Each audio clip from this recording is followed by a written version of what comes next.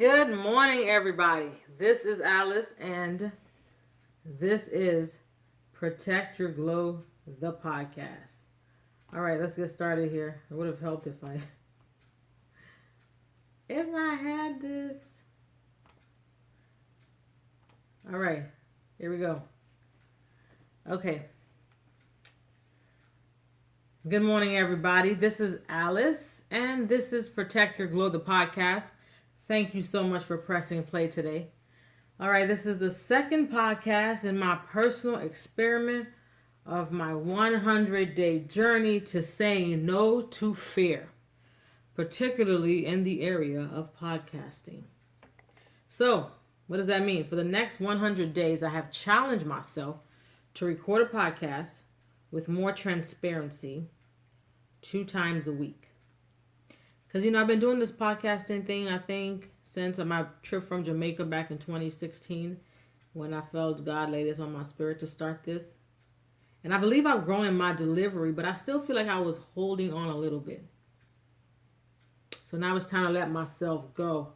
So this morning, I usually get up and I put on something that will help me jumpstart my day, per se. And I put on Motivations by TD Jakes, like I usually do every morning, just to get my mind right, because the biggest battle is usually in our mind. So my goal in life is to conquer the noise in my head. It's to conquer that, those monsters under my bed that try to tell me what I can and cannot be. So today's podcast is 5 things I wish I knew in my 20s. And this morning, back to TD Jakes, I heard him give in his motivational speech. One thing he said that stuck with me, and I was like, ooh, that hits home, when he said, do you have the courage to act outwardly what you see inwardly? And I was like, ooh, that's good. That is good. Do you have the courage to act outwardly what you see inwardly? Like I said, my name is Alice, and this is Protect Your Glow, the podcast. First, I want to start by saying thank you, God.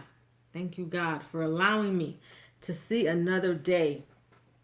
God has been so good to me. He really has. He has restored my life. He has forgiven me of my sins time and time again. When I had no food to eat, He used someone, sometimes even a stranger, to be a blessing to me. When I had no money in the bank, He was there. I've never had to beg anyone for food or beg anyone for anything. This podcast itself is a blessing. Sometimes I sit on my chair on my front porch of my house, and I would say in my Haitian Creole voice, Alice Genkai. Translation, that means Alice got a house. See, if I had more time, I would get into telling y'all why that phrase means so much to me and why I'm in awe of God, of how God keeps blessing me. But I'll go into that in another segment. So my husband and my son are out of town, and it's just me and my daughter here. There's no school today. Yippee! Yay, moms! Some of us probably going crazy. Like, when is this thing going to start? Because these kids are driving me crazy. Trust me. I know. So my husband and my son are out of town. They went up to Orlando to bring my nieces and nephews home, which is my husband's daughter's kids. And so my son wanted to tag along, so that's where he's at right now.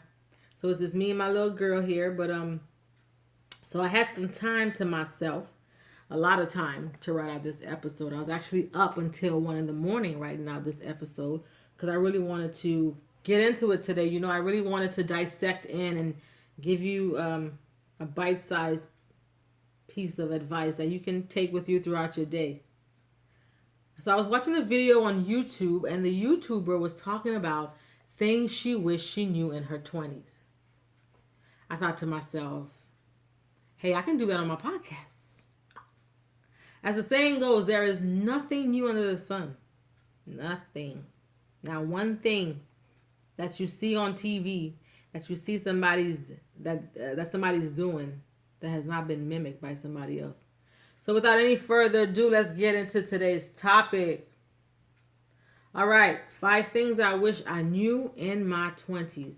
Number one thing I got down here is I wish in my 20s that I knew the importance of spending more time getting to know you. Spend more time getting to know yourself. Spend more time getting to know yourself. You see, my 20s went by so fast that I forgot to look at it while it passed me by. I graduated high school at age 18. I went to college for 4 years. Got a degree in business and still had no clue how I was going to move my life forward with a career that I love. I just always knew I wanted to be an entrepreneur. I knew that. But I was too busy in my 20s making poor relationship decisions. I found myself dating and looking for some joker to validate me, all because I did not understand my worth at the time. Next thing I knew, I began dating my now husband, and 3 years later, age 23, the girl was walking down the aisle.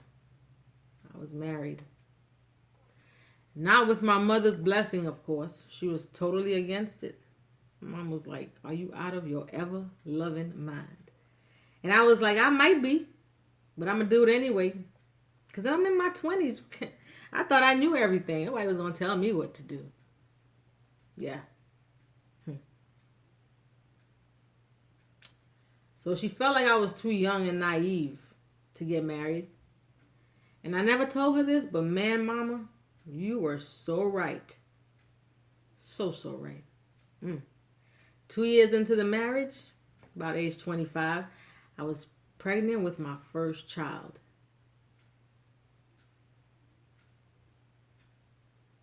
I didn't even grow up yet, but I was pregnant with my first child. Age 27, I was pregnant with my daughter. I battled with postpartum depression, which I refused to believe was depression, for about 5 years. I wrestled with my own infidelity and issues. And why did I get married questions kept playing over in my head like a tape recorder. By the time I realized that I was 32 years old and just full of regrets. Bye-bye 20s. Thanks for stopping by. Here's a story. So after high school, I started crushing on this boy who used to like me in high school. I found out from my twin brother that he liked me. I didn't like him when he liked me in high school. You know how we girls do it. But when I graduated, I started feeling some type of way since we live in the same vicinity. All because I yearned for the attention and affection from him that I should have poured into myself. To make a long story short, I remember forcing this boy to go on a date with me. I'm embarrassed to say this, but I would literally call his house repeatedly. Controlling? Who, me? Nah. And his siblings would lie and say he wasn't there. Finally, he got tired of me stalking him. That's what it was, really. He called me back and I suggested we should go on a date. And at that point, we were talking, right? So to shut me up, he said yes to my request. I remember being so excited that I got off the phone, giggling like an idiot. I got dressed the next day, put on my flyest outfit. Because you know when Alice gets dressed, she gets dressed. I waited almost 3 hours for him in my driveway. And guess what? He never showed up. These days, I give someone 20 minutes max to be late when they have an appointment with me. And then I'm out. I don't care if it's a doctor's appointment. I don't care if it's friends, family, whatever. Because my time is equally as valuable as yours. And the 20 minutes late rule, that's on a good day. On a bad day, I ain't even waiting for you. So to say I was devastated, humiliated, and filled with rage was an understatement. But how did I expect for someone I basically begged to like me to come through for me? the love wasn't even real.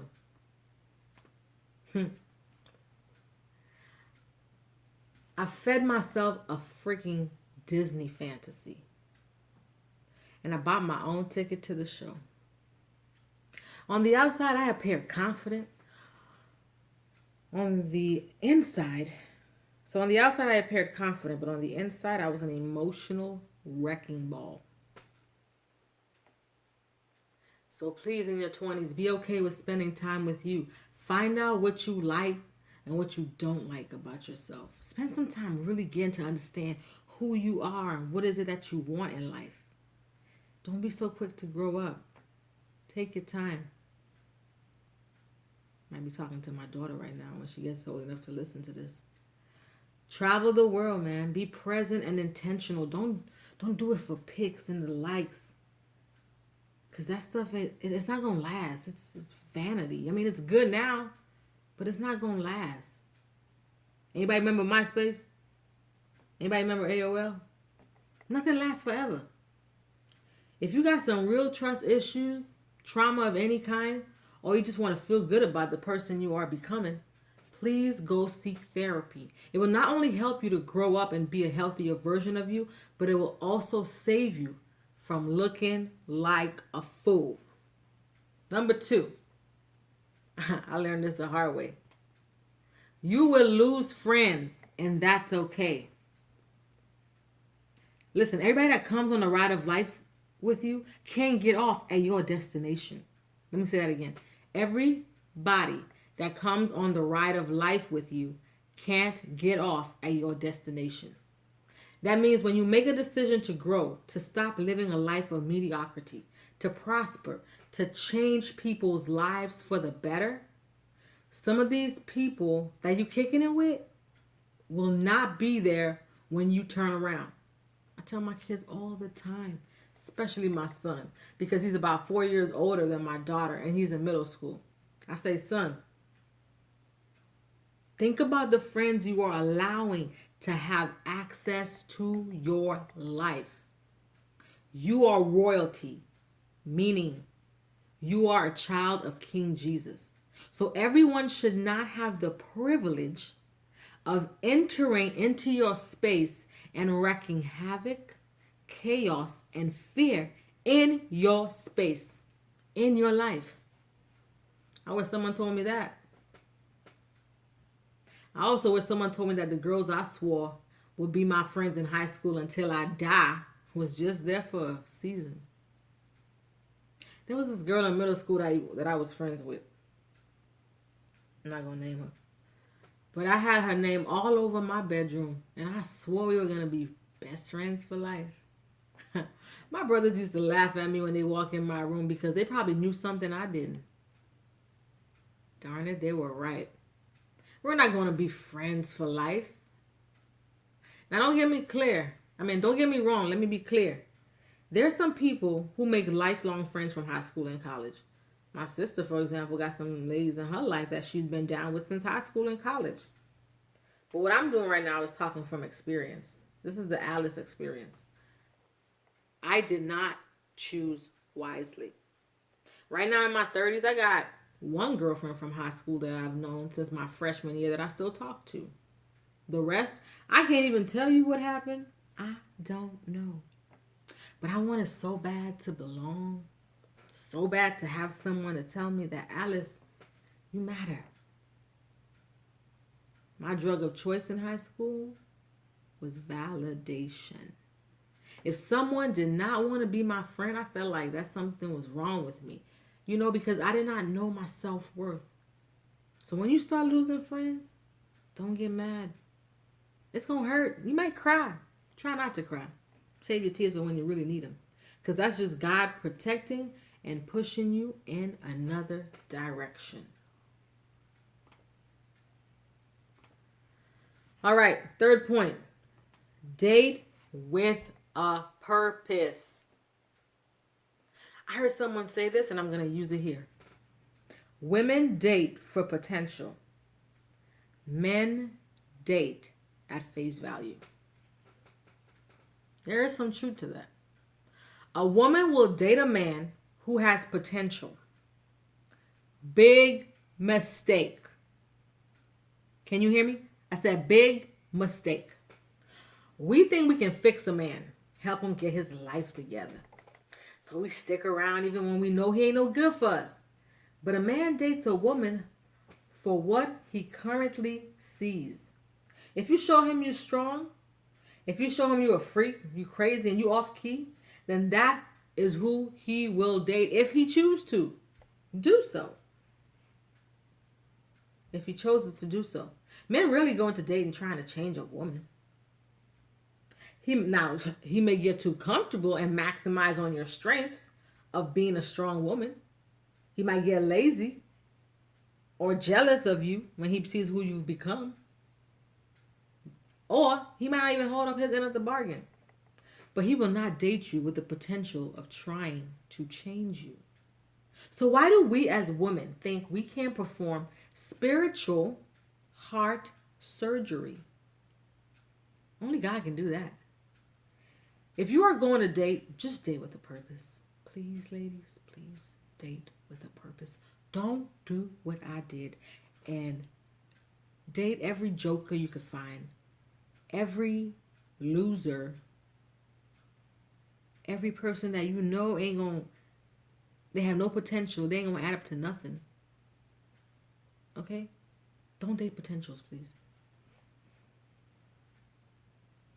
So if you're going to date, just date with a purpose. Interview the man like you would a potential hiring candidate. Don't be afraid to ask questions. See if he is the right fit before you actually decide to make a decision. Take your time. After all, if you plan to have this person in your life for the rest of your life, you owe it to yourself to at least know who it is you are making this lifelong commitment to. Point number 4, get your finances in order. Ladies, get your finances in order. Let me just be honest with you right from the gate with this one. I am not as financially savvy as I would like to be. However, I have come a mighty long way. Thank you, Lord. In my 20s, I knew nothing about how to balance a checkbook because no one around me had one, especially not my immigrant parents. They never taught me anything about how to save, how to budget, or nothing. I did not know that my father was a saver until he passed away. If y'all hear a pause, because I keep checking to make sure that I'm still recording. Yeah, like I said, I didn't know my dad was a saver until he passed away. I know my mom is a saver too. But the way I found out about my dad's money was because my brother was in charge of his finances during his time in the hospital when he was getting ready to transition to the next life, when we knew that he wasn't going to come back. So before he got sick, he had my brother be in charge of his finances. And so my brother, the man of integrity that he is, he would give us, family weekly updates on how my dad's money was being handled so that we all were on the same page as to what was paid and how much was left in the bank, etc. My daddy didn't have a will, so everybody was all up in his business. He didn't know, but everybody was all up in his finances. We're going to talk about a will next time and the importance of it. So the only person in my youth that taught me anything about finances in my 20s was my big brother, Jonas. He told me I should save and have one credit card. He didn't show me how to do it. He just said it. I took his advice and did not have a second credit card until I was about 36. That was last year. So from age 18 to 36, I've had one credit card. And when people will come up to me and ask me, "Oh, do you want to open a store credit card? Do you want to do this? Do you want to do that?" I'm like, "No, I don't feel like being in debt right now." That's honestly my answer. I'm like, I don't feel like being in debt right now. And then they'll shut up. That will shut somebody up. Next time you go to the store and they offer you a credit card, try that. Tell me what happens. Email me. So, and the only reason why I got a second credit card was because we were purchasing a home and I wanted to get my credit score up a little higher. It worked because my credit score was in the 700s when we got our house. Nowadays, I'm wiser with reading books, watching YouTube videos, but I still got a long way to go. I'll make a podcast on how to build wealth when I get there. You better manifest that thing. Young people, please save as much money as you can so that you can live life on your own terms. Oh, lost my notes. Lost my notes. Okay, bear with me.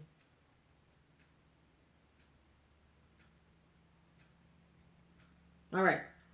Young people, save as much money as you can so that you can live life on your own terms. Stop trying to stunt for the gram. Stop buying clothes you can't afford. I can't remember the last time I went shopping. Because right now I am so focused on building my savings that I will wear the same outfit 3 times a week. You hear me? I will wear the same hair. You see this? Y'all probably can't see because I'm podcasting, but this hair that I currently have on my head, I have had it for about a year, I think. And I will wash it, reuse it. Wash it and reuse it. Don't nobody know and don't nobody care. Okay? So stop buying clothes you can't afford. Stop living paycheck to paycheck. Save your money for your freedom. Last point. Not everyone is going to like you and you will live. Lord, I wish somebody told me this in my 20s. Lord, where was this version of Alice in my 20s? Oh, I know. She was under construction. Not everybody's going to like you, Alice, and you will live. So I already told you about how I had some self-esteem issues going on in point 1. But what I wish I knew was how not to care or worry so much about people liking me. My mom and dad always told me not to worry about being liked. My dad especially, because he was the king of not giving a care about what others thought of him. My dad had his own. My daddy had enemies at his funerals. Okay, this is how much my dad was like, I'm gonna live my best life, whether y'all like me or not. I guarantee you, my daddy had his enemies at his funeral. But I never knew what that meant when he told me not to care what others thought of me, or how to go about not caring since I care so much about someone seeing me. I wanted to have the same body as the girl all the guys were drooling over. I wanted to be cool. I wanted to go out with the cute boy all the girls were mesmerized by, because I thought that this is what happiness was. I thought those things would make my pain go away and help me forget about my traumas. But none of that worked. As I grew up, I began to realize the more I started to do the work of changing my mindset, growing, and fighting for the life I believe God promised me, my focus changed. I wore a new lens, spiritually that is, and not care about what others thought of me. Why? Because now I knew who I was in Christ Jesus, and no one can take that away from me. Because no one had a heaven or hell to put me in. Only God controls that. So if God says I am loved, and if God says I am free, then I am free indeed. I finally got what that meant at age 37. Quit worrying about being liked and focus on being respected and having integrity. It doesn't mean you won't make mistakes. Oh, I've made some of that. I've done my share of mistakes at 37. It doesn't mean you won't fall. It doesn't mean you won't take the bait. It doesn't mean that. But it does mean you can get back up again. So you will have folks who will hate you for real. I mean, for real. But that says more about them than you. And I always say this. A lot of hate stems from the fact that the person who hates you does not love themselves. Or they wish they could be you. Or they wish they were where you were. Hate and dislike to me are two different words. You cannot like what someone is doing and still wish them well. To hate the person is to wish harm upon them. Someone who truly loves themselves does not have the time, the room, the focus, or the energy to hate on the next man or woman. I believe love begets love and hate begets hate. If you can be happy with the man or the woman that you see staring back at you in the mirror when you go to bed at night. Ooh, let me tell you something. Then you better believe that was a good day. And that's all I had for you guys today. If you have any questions about this podcast, you want to debate about anything, Send me an email at protectyourglow@gmail.com and let me know what you thought of this podcast. Please share this with a friend or a foe if what I'm saying has helped you. I am Alice, the creator and founder of also Alice Style Loft. It is a t-shirt company that is on a mission to give a voice to the voiceless. If you're looking for clean humor, encouragement, and empowerment, you will find that on AliceStyleLoft.com. I'll talk to you soon. Have a great weekend, guys.